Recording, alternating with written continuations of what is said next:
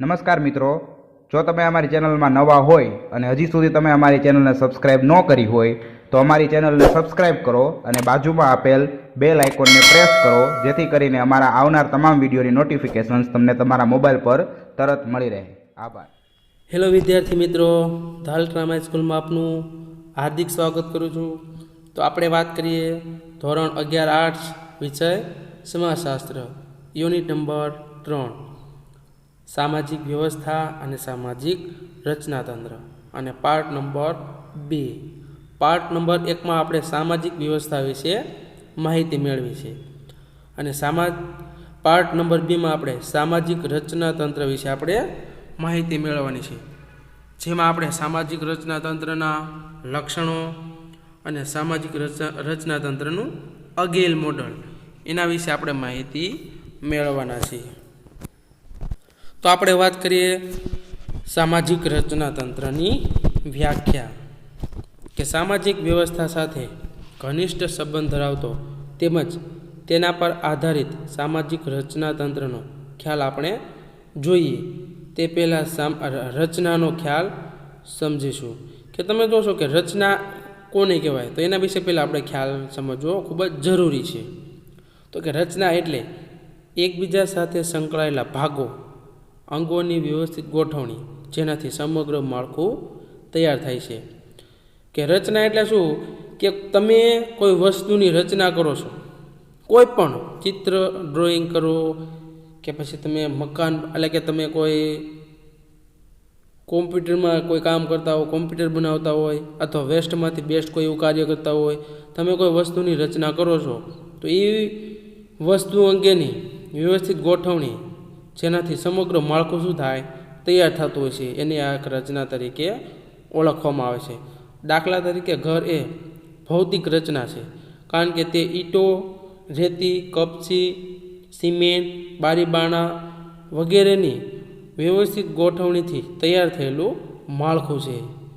તેવી જ રીતે વર્ગખંડ, તો કે staff room, laboratory, library, office, પ્રાર્થનાખંડ વગેરેની ગોઠવણીથી શાળાની કે કોલેજની રચના બને છે. તો તમે જોશો કે આ વ્યવસ્થિત રચના કેવી હોય છે, કે તમારે કોઈ રચનાના ભાગ સ્વરૂપે તમે કોઈ કાર્ય કરતા હોય તો એ કાર્યની સિદ્ધિ માટે તો તમારે એમાં આખું માળખું વ્યવસ્થિત રીતે તૈયાર કરવું પડે છે. માનો કે તમે કોઈ ચાર્ટ બનાવતા હોય કોઈ પ્રોજેક્ટના અનુસંધાનમાં, તો તમારે ચાર્ટ બનાવવાનો થાય તો પ્રથમ તો તમારે વ્યવસ્થિત એની ગોઠવણી કરવી પડે છે. એની સાથે જેટલા સંકળાયેલા જે કાંઈ પિક્ચર ટીએલએમ છે, સ્કેચ પેન છે, એ બધું વ્યવસ્થિત રીતે ગોઠવવું પડે છે અથવા લખવું પડે છે, એટલે કે તે આખો પ્રોજેક્ટ તૈયાર કરવો પડે છે, જેનાથી આપણું સમગ્ર માળખું કે તમારો સમગ્ર ટીએલએમ છે આખો કમ્પ્લીટ થઈ જાય. તો આ હતી આપણી રચના. રોબર્ટ મોટરના મતે સામાજિક રચનાતંત્ર એટલે દરજ્જા, ભૂમિકા અને ધોરણોનો સંકુલ. કે તમારો જે દરજ્જો છે, માનો કે તમે કોઈ શિક્ષકનો દરજ્જો પ્રાપ્ત કરો છો, તો તમારી ભૂમિકા કેવી હોવી જોઈએ, કે તમારે વિદ્યાર્થીને સારું માર્ગદર્શન આપવું જોઈએ, અને ધોરણોનો સંકુલ, કે જેથી કરીને જે કાંઈ નીતિ નિયમો બને છે અથવા જે કાંઈ પરિણામ તમે મેળવવા માંગો છો, તો એનો આખો સંકુલ તૈયાર થાય છે. એને સામાજિક રચના તંત્ર તરીકે આપણે ઓળખી શકાય છે. હવે વિદ્યુત જોશી દ્વારા જોઈએ તો કે સમાજમાં વ્યક્તિઓ દરજ્જો ધરાવે છે, આ દરજ્જા પરથી ભૂમિકા ભજવાય છે. આ ભૂમિકા અમુક ચોક્કસ સંબંધમાં અને અમુક પરિસ્થિતિમાં જળવાય છે. આ રીતે ભૂમિકાઓ વ્યવસ્થિત સામાજિક સંબંધોની ગૂંથણી તૈયાર કરે છે, જેને સામાજિક રચના કહેવાય છે. કે કેમ કીધું, કે સમાજમાં વ્યક્તિ શિક્ષકનો દરજ્જો પ્રાપ્ત કરે છે, તો આ દરજ્જામાં શિક્ષકની ભૂમિકા એટલે કે વિદ્યાર્થીઓને ભણાવવાનું હોય છે, અને આ ભૂમિકા એટલે કે એ જ્યારે વિદ્યાર્થીઓને ભણાવે છે તો એ ચોક્કસ જ એમાં અમુક પ્રકારના સંબંધો, અમુક પ્રકારની પરિસ્થિતિઓ જળવાય છે, કે શિક્ષક અને વિદ્યાર્થીઓ પ્રત્યેની જે પરિસ્થિતિ છે, એ સંબંધો છે, તો કે એમાં જળવાતા હોય છે. અને આ રીતે વિદ્યાર્થીઓ વ્યવસ્થિત અને સામાજિક સંબંધોની ગૂંથણી તૈયાર થાય છે. તો કે તમે જુઓ છો કે શિક્ષક અને વિદ્યાર્થી વચ્ચે જે સામાજિક સંબંધો તૈયાર થાય છે એ આખું રચનાનું માળખું તૈયાર થઈ જતું હોય છે. પછી એ ક્યારેય ભૂલાતા નથી. તો જેને આપણે રચના તરીકે ઓળખી શકાય છે. આમ સામાજિક માળખું એક અમૂર્ત ઘટના છે. તેમના એકમોમાં સમૂહ, સંસ્થા, સંગઠન અને મંડળનો સમાવેશ થાય છે. દરેક સમાજમાં વ્યક્તિને એકબીજા સાથે જોડવા માટે ખાસ સંસ્થાકીય પ્રણાલિકા વિકસાવેલી હોય છે. વ્યક્તિઓ જ્યારે સામાજિક દરજ્જાથી એકબીજા સાથે જોડાય ત્યારે તે સામાજિક માળખામાં રૂપાંતરિત થાય છે. દાખલા તરીકે કુટુંબ એક સામાજિક રચના છે, જેમાં માતા પિતા, પતિ પત્ની, પુત્ર પુત્રીના સંબંધો વ્યવસ્થિત રીતે ગોઠવાય છે. તો તમે જુઓ છો કે જ્યારે એક શાળાની જ્યારે રચના થાય તો એમાં તમે જુઓ છો કે આચાર્ય, શિક્ષક, વિદ્યાર્થી, વહીવટી કર્મચારી, સેવકગણ, તમે જુઓ છો કે આ બધાના તમે જોશો અલગ અલગ પ્રકારની ભૂમિકા એનો દરજ્જો હોય છે. અને એ ભૂમિકા પ્રમાણે તમે જોશો કે આખી રચનાની સામાજિક રચનાનું માળખું તૈયાર થતું હોય છે. એવી જ રીતે ગ્રામ સમુદાય એક એવી રચના છે જેમાં જ્ઞાતિઓ, પેટા જ્ઞાતિઓનો સમાવેશ થાય છે. તો આ આપણે જોયું સામાજિક રચના તંત્રની વ્યાખ્યા. ત્યારબાદ આપણે હવે વાત કરીશું સામાજિક રચના તંત્રના લક્ષણો. કે સામાજિક રચના તંત્રના મુખ્ય 3 લક્ષણો છે: સામાજિક દરજ્જાઓનો સમૂહ, સામાજિક ભૂમિકાઓનો સમૂહ અને સામાજિક ધોરણો. તો જોઈએ સામાજિક દરજ્જાઓનો સમૂહ. દરજ્જાઓનો સમૂહ એ સમૂહ રચના તંત્રનું પ્રથમ અને આવશ્યક લક્ષણ છે. કોઈપણ રચના તંત્ર વિવિધ દરજ્જાઓથી અસ્તિત્વ આવે છે. સમૂહ કે સંસ્થાની જરૂરિયાતો પૂર્ણ કરવા માટે આવા વિવિધ દરજ્જાઓનું હોવું જરૂરી છે. જુદા જુદા દરજ્જાઓના શ્રમ વિભાજન દ્વારા સમૂહ કે સંસ્થાનું ધ્યેય પ્રાપ્ત કરી શકાય છે. દાખલા તરીકે આચાર્ય, શિક્ષક, વિદ્યાર્થી, કારકુન, સેવક વગેરે દરજ્જાઓથી શાળાની રચના ટકી રહે છે. તો જ્યારે આપણે આપણા કુટુંબની રચના કરવાની થાય અથવા આપણા કુટુંબનું માળખામાં જોઈએ તો એમાં જે દરજ્જો છે તો કે દાદા, પછી પપ્પા, એમનો દીકરો, પુત્રવધુ. તમે જોશો કે આ આખું શું થાય છે તો કે કુટુંબની રચના થાય છે કે એમાં જે દરજ્જો છે એ દરજ્જા પ્રમાણે એમાં શ્રમ એટલે કે કાર્ય છે તો કે કાર્ય સોંપી દેવામાં આવતું હોય છે અથવા કાર્યની પ્રણાલી છે તો કે અલગ અલગ વિભાગોમાં એને વિભાજન કરી દેવામાં આવતી હોય છે. માનો કે આપણે પોલીસ ડિપાર્ટમેન્ટની વાત કરીએ તો એમાં પણ તમે જુઓ છો કે અલગ અલગ રીતે PSI છે, કોન્સ્ટેબલ છે, હેડ કોન્સ્ટેબલ છે, રાઇટર છે, જેલ સિપાઈ છે, જેલર છે, તમે જોશો કે એમાં કેદી છે. તો એમાં એ રીતે અલગ અલગ પ્રમાણે ડિપાર્ટમેન્ટમાં કામ કરવાની જે પ્રણાલી છે બધાની કેવી છે તો કે અલગ અલગ હોય છે. કેદીઓ આવે છે તો કે એને જેલમાં પૂરી દેવામાં આવે છે. એમાં પછી તમે જુઓ છો કે જેલર હોય છે તો અથવા એમની પાસે ચાવી એટલે કે તમે અલગ અલગ રીતે બધાની જે કામ કરવાની જે ક્ષમતા છે એના દરજ્જા પ્રમાણે એને કાર્ય વિભાજન અને એની પ્રણાલી એટલે કે અલગ જ કરી દીધી હોય છે નોખી તે દરજ્જા પ્રમાણે. તો આ તો આપણો સામાજિક દરજ્જો. ત્યારબાદ આપણે વાત કરીએ સામાજિક ભૂમિકાઓનો સમૂહ.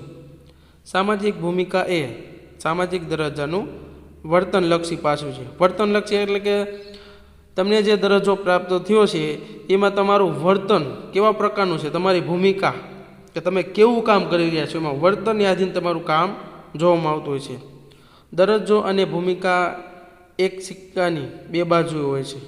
કોઈપણ તંત્ર પ્રથાની જરૂરિયાતો પૂર્ણ કરવા કે ધ્યેય પ્રાપ્તિ માટે દરજ્જો મુજબ ભૂમિકા ભજવવી પડે છે. કે તમને જે હોદ્દો આપ્યો હોય એ હોદ્દા પ્રમાણે તમારે હોદ્દા મુજબ તમારે કામ કરવું જરૂરી હોય છે. દાખલા તરીકે આચાર્યએ શાળાનું સંચાલક કરવું, શિક્ષકે શિક્ષણ કાર્ય કરવું, કારકુને વહીવટી કાર્ય કરવું અને વિદ્યાર્થીએ અભ્યાસ કરતા વ્યક્તિની ભૂમિકા ભજવવાની હોય છે. કે તમે જુઓ છો કે જે પ્રમાણે આપણો દરજ્જો પ્રાપ્ત થયો છે એ પ્રમાણે આપણે કામ કરવાની ક્ષમતા આપણે આપણું વર્તનલક્ષી પાસું એમાં બતાવવું પડે છે અથવા એમાં નિભાવવું પડે છે. તો આ તો આપણું સામાજિક ભૂમિકાઓ. ત્યારબાદ આપણે વાત કરીએ સામાજિક ધોરણો. કે સામાજિક રચનાતંત્રને કાર્યાંતરિક રાખવા માટે એટલે કે એને કાર્ય રાખવા માટે સામાજિક ધોરણો હોવા જરૂરી છે. કે રચનાતંત્રને જાળવી રાખવા માટે નીતિ નિયમો હોવા જરૂરી છે. ધોરણો એ વ્યક્તિ અને જૂથને દરજ્જાને અનુરૂપ કેવી રીતે ભૂમિકા ભજવી તે અંગેનું માર્ગદર્શન પૂરું પાડે છે. કે વ્યક્તિ કે જૂથ જે પ્રકારનો દરજ્જો એને એટલે કે દરજ્જા અનુરૂપ ભૂમિકા ભજવવાની હશે તો પહેલાં એને એ અંગેનું ને માર્ગદર્શન પૂરું પાડવાનું છે. માનો કે તમે વિદ્યાર્થીને ભણાવો છો તો એને પહેલાં વિદ્યાર્થી છે એ પ્રકારનું માર્ગદર્શન આપવું જરૂરી છે. સામાજિક ધોરણોના અભાવે સામાજિક રચનાતંત્રમાં અરાજકતા ફેલાય છે અને સમગ્ર તંત્ર ખોરવાઈ જાય છે. દાખલા તરીકે શાળામાં શિક્ષક તરીકે પસંદગી પામવા માટે નિયમ લાયકાત હોવી જરૂરી છે. એ જ રીતે શાળામાં પ્રવેશ પરીક્ષા અને અભ્યાસક્રમને લગતા ધોરણો ન હોય તો શિક્ષકના ધ્યેય પૂર્ણ કરવામાં અવરોધ ઊભો થાય છે. તો તમે જોશો કે જે પ્રમાણે જે લાયકાત પ્રમાણે અથવા જે દરજ્જો છે એ પ્રમાણે કે જે નીતિ નિયમો છે એ પ્રમાણે તમે કામ કરો તો તમને ક્યારેય એટલે કે કોઈ પણ કામમાં છે તો કે અગવડતા ઊભી થશે નહીં. તો આ હતા આપણા સામાજિક રચનાતંત્રના લક્ષણો. ત્યારબાદ આપણે વાત કરીએ સામાજિક રચનાતંત્રનું અગેલ મોડેલ. કે સમાજશાસ્ત્રી ટાલકોટ પાર્સન્સે આપેલ સામાજિક રચનાતંત્રના મોડેલને સમાજ વ્યવસ્થાની કાર્યાત્મક જરૂરિયાત તરીકે ઓળખવામાં આવે છે. કોઈ પણ સામાજિક વ્યવસ્થાને ટકી રહેવું હોય તો જુદી જુદી 4 કાર્યાત્મક જરૂરિયાતો પૂર્ણ કરવી જોઈએ. આ 4 જરૂરિયાતો આપણે સમજીએ. અનુકૂલન, ધ્યેય પ્રાપ્તિ, સુગ્રથન, રચનાતંત્રની જાળવણી અને તંગદિલી નિવારણ. જેમાં આપણે અર્થવ્યવસ્થા પ્રમાણે જોઈએ અને રાજ્ય વ્યવસ્થા. અર્થવ્યવસ્થામાં જોઈએ તો કે શૈક્ષણિક વ્યવસ્થા, ધાર્મિક વ્યવસ્થા અને કૌટુંબિક વ્યવસ્થા. અને કાનૂની વ્યવસ્થા રાજ્ય વ્યવસ્થામાં જોઈએ તો કે કાનૂની વ્યવસ્થા. જેમાં એ અનુકૂલન, જી ધ્યેય પ્રાપ્તિ, એલ તો કે રચનાતંત્રની જાળવણી અને તંગદિલી નિવારણ અને આઈ એટલે કે સુગ્રથન.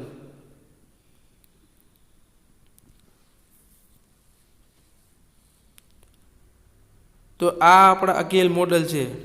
અનુકૂલન, ધ્યેય પ્રાપ્તિ, સુગ્રથન, રચનાતંત્રની જાળવણી અને તંગદિલી નિવારણ. તો આપણે એને વિસ્તારપૂર્વક સમજવાનો પ્રયત્ન કરીએ. તો જોઈએ અનુકૂલન. કોઈ પણ સમાજે ટકી રહેવા અને ભૌતિક જરૂરિયાતો સંતોષવા માટે ભૌતિક વાતાવરણ સાથે અનુકૂલન સાધવું અનિવાર્ય છે.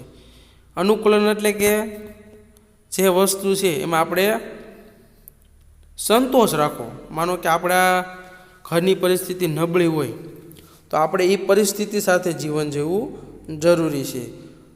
આપણે જોઈએ છીએ રાજા ભોજ જેવું અને મળતું નથી ગંગુ તેલે જેવું કે આપણા મકાન ઝૂંપડી જેવા હોય અને આપણા વિચારો છે તો કે મોટા બંગલા જેવા હોય તો એવું ક્યારેય પોસિબલ થતું નથી. એટલે કે જે વસ્તુ છે જે મળ્યું છે ભૌતિક વાતાવરણ તો કે એની સાથે આપણે અનુકૂલન અને સંતોષ આપણે રાખવો જોઈએ. ખોરાક અને રહેઠાણ માનવીની મૂળભૂત જરૂરિયાતો છે આ જરૂરિયાતો પૂરી પાડવા માટે સમાજમાં ઉત્પાદન અને વહેંચણીની વ્યવસ્થા ઊભી થાય છે. સમાજમાં આ જરૂરિયાત અર્થવ્યવસ્થા સંતોષે છે. આમ આર્થિક વ્યવસ્થા દ્વારા સમાજમાં અનુકૂલન સધાય છે. કે તમે જોશો આર્થિક કે ઘણીવાર આપણે જોશો આર્થિક રીતે ઘણા લોકોની પરિસ્થિતિ કે સમાજમાં આર્થિક રીતે લોકોની પરિસ્થિતિ કેવી હોય છે તો કે સારી હોય છે અને નબળી હોય છે.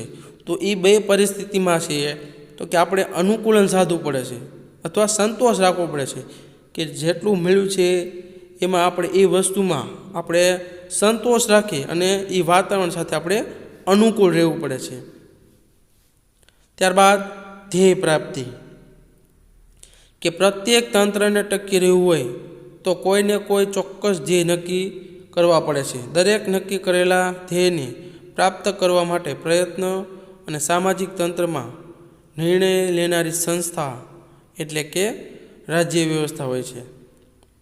કે તમારા ધ્યેયને તમારે પ્રાપ્ત કરવા માટે તમારે ચોક્કસ મહેનત કરવી પડે છે, પ્રયત્ન કરવા પડે છે અને એ સંસ્થા જે નિર્ણય લે એટલે કે આપણે રાજ્ય વ્યવસ્થા જે કાંઈ નિર્ણય લે એને આપણે આભારી હોય છે. ધ્યેય નક્કી કરવાના કાર્યમાં રાજ્ય સંસ્થા અગત્યનો ફાળો એટલે કે ફાળો આપતી હોય છે. કે તમારા ધ્યેય નક્કી કરવાના કાર્યમાં રાજ્ય સંસ્થા છે તો કે અગત્યનો ફાળો આપતી હોય છે. કે જે અલગ અલગ રીતે જે ભરતી બહાર પડે છે એ રાજ્ય સંસ્થા દ્વારા જ એટલે કે અલગ અલગ ભરતીઓ બહાર પાડવામાં આવતી હોય છે. રાજ્ય સંસ્થા નીતિ નિર્માણ કરી તેનો અમલ કરવાનું કાર્ય કરે છે. અનુકૂલનની સમસ્યામાં એટલે અંશે જ હલ થઈ શકે છે તેટલે અંશે ધ્યેય પ્રાપ્તિ સરળ બની રહે. કે આપણે આપણું ધ્યેય પ્રાપ્ત કરવું હોય તો ગમે એવી પરિસ્થિતિ હોય એમાં આપણે અનુકૂલન સાધી સંતોષ રાખી અને આપણે આપણું ધ્યેય પ્રાપ્ત કરવાનું છે અને નીતિ નિયમોને આધીન. આ વાત એટલે કે આ તો આપણું ધ્યેય પ્રાપ્તિ. ત્યારબાદ આપણે વાત કરીએ સુગ્રથન. પ્રત્યેક સમાજે પોતાનું અસ્તિત્વ જાળવી રાખવું હોય તો તેને પોતાના આંતરિક ભાગો વચ્ચેનું સંકલન અને નિયંત્રણ સુરક્ષિત કરી લેવું જોઈએ. કે પ્રત્યેક સમાજ કોઈ પણ સમાજ હોય એને એના અસ્તિત્વ ટકાવી રાખવા માટે તો કે એના આંતરિક ભાગો કે એના રીતિ રિવાજો નીતિ નિયમો છે એને વ્યવસ્થિત રીતે ગોઠવી અને નિયંત્રણમાં રાખી તેમજ વ્યવસ્થિત રીતે એને સુરક્ષિત રાખવું જોઈએ. સામાજિક વ્યવસ્થામાં કાનૂની સંસ્થાઓ અને અદાલતો સામાજિક ધોરણોના અમલ દ્વારા જ જરૂરિયાતો સંતોષે છે. આ સામાજિક તંત્રના બધા જ સભ્યો પરસ્પર એકબીજાને તેમજ સમગ્ર તંત્રને વફાદાર રહે તે જરૂરી છે. વફાદારી, સહકાર, સંકલન અને કાર્યદક્ષતા દ્વારા સામાજિક વ્યવસ્થામાં સુગ્રથન જળવાઈ રહે છે.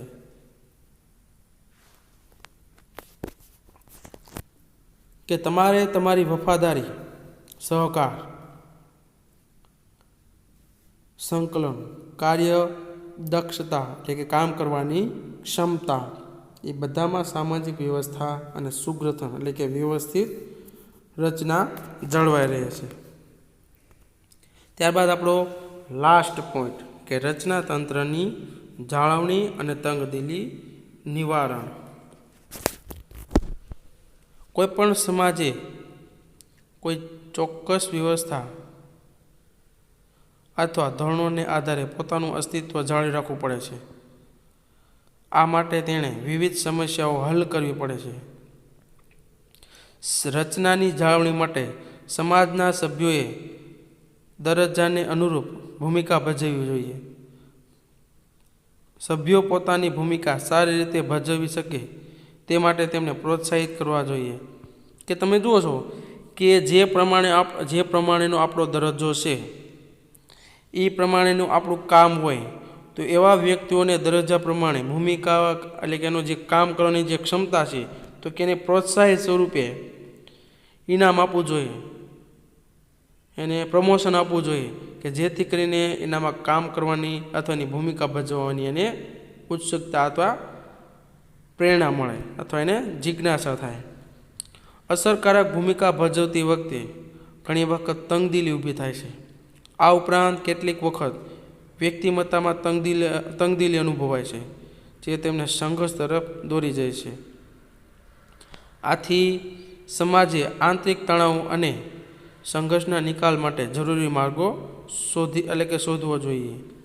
આ કાર્ય સંસ્થા, કુટુંબ સંસ્થા દ્વારા થાય છે. તંગદિલી નિવારણની સમસ્યા હલ કરવાના કાર્યમાં કુટુંબની સાથે ધર્મ અને શિક્ષણ જેવી સંસ્થાઓનો સમાવેશ થાય છે. કે કોઈ સમસ્યાને હલ કરવા માટે પહેલાં તો કુટુંબ, પછી ધર્મ અને શિક્ષણ, તો કે એ સંસ્થાઓ છે તો કે એમાં મદદરૂપ થતી હોય છે અથવા હલ થતી હોય છે. આમ પાર્સન્સનું અગેલ મોડલ સામાજિક રચનાતંત્રની 4 કાર્યાત્મક સમસ્યા કે જરૂરિયાતો હલ કરે છે, તેમજ સામાજિક સંતુલન સાધે છે. એટલે કે સામાજિક સંતુલન એટલે શું કે લેવલ, કે કોઈ વ્યક્તિને કોઈ પણ પ્રકારે મતભેદ સંઘર્ષ કરવા દેતી નથી. કે પાણીનું લેવલ કેમ વ્યવસ્થિત રહે છે, સંતુલિત, એવી જ રીતે સમાજ પણ સંતુલન સાધે છે સામાજિક રીતે. આ સંતુલન સાધવા માટે જુદા જુદા ક્રિયાતત્વો કામ કરે છે, જેમ કે સામાજિકકરણ મહત્વનું ક્રિયાતંત્ર છે. સામાજિકકરણના આ ક્રિયાતંત્ર દ્વારા સામાજિક મૂલ્યનું આત્મસાતીકરણ થાય છે અને સામાજિક નિયંત્રણની પ્રક્રિયાઓ સમાજને સંતુલિત રાખવામાં મહત્વની ભૂમિકા ભજવે છે. આમ પ્રસ્તુત એકમમાં આપણે સામાજિક વ્યવસ્થા અને સામાજિક રચનાતંત્ર વિશે સમજૂતી મેળવી છે. આ માટે સમાજશાસ્ત્રીઓ અને માનવશાસ્ત્રીઓએ આપેલી વ્યાખ્યાઓને પણ સમજ્યા. સામાજિક વ્યવસ્થાના લક્ષણો અને પાસાઓ વિશે જાણકારીથી આપણને સામાજિક રચનાતંત્રની વ્યવસ્થા સમજ પ્રાપ્ત થઈ છે. સમાજની વ્યવસ્થા અને રચનાતંત્ર અનેક પ્રક્રિયાઓ સાથે સંલગ્ન છે, એટલે કે એમાં સતત પરિવર્તન આવતું રહે છે, જેની હવે આપણે અલગ એટલે કે પછીના એકમમાં આપણે માહિતી મેળવીશું. અને આ એટલે કે એની સાથે જ આપણો યુનિટ નંબર 2, યુનિટ નંબર 3 સામાજિક વ્યવસ્થા અને સામાજિક રચનાતંત્ર અહીંયા પૂર્ણ થશે અને પાર્ટ નંબર 2 પણ અહીંયા પૂર્ણ થાય છે.